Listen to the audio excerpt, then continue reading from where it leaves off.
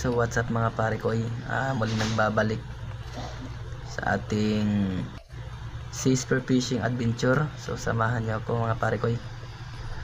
Muling sisisid naman tayo sa kaliliman ng mundo. Meron akong unang nakita pero parang alanganin pa, hindi pa to pwede kainin. Ito meron din ako nakitang isa pero maliit pa rin, hindi pa pasado sa ating sizing, kaya pas muna tayo dyan. Di tayo, ito danggit, maganda to, medyo malaki, kaya kunin natin yan. Kailangang tumago dito, silipin natin sa kabila.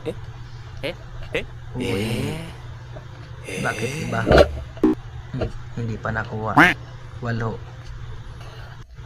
Ito pare ko, yung mga danggit pinagtsatsagaan ko yan na kunin kasi napakasarap yan sa dinaing. Hindi totoo yan. Kinukuha ko yan kasi dinadaing ko yan. Mas mahal kasi kapag kapag daing yung danggit. Mas mura kasi kapag fresh, kaya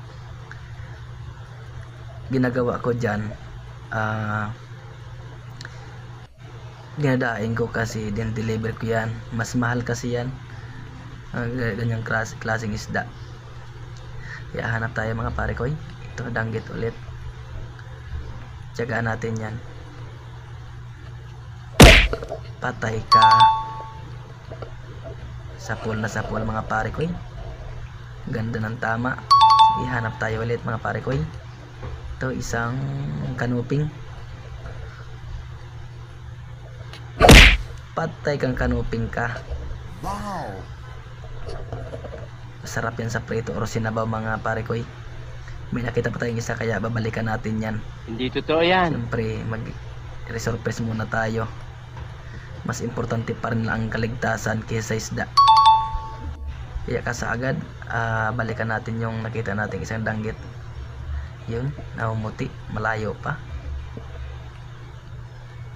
Ito na.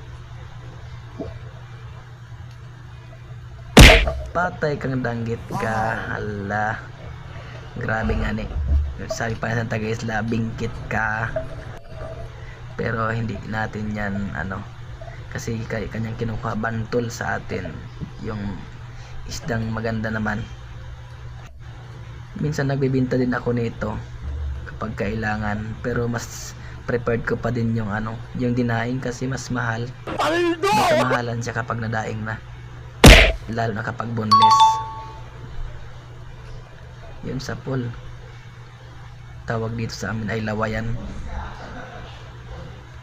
Masarap yan sa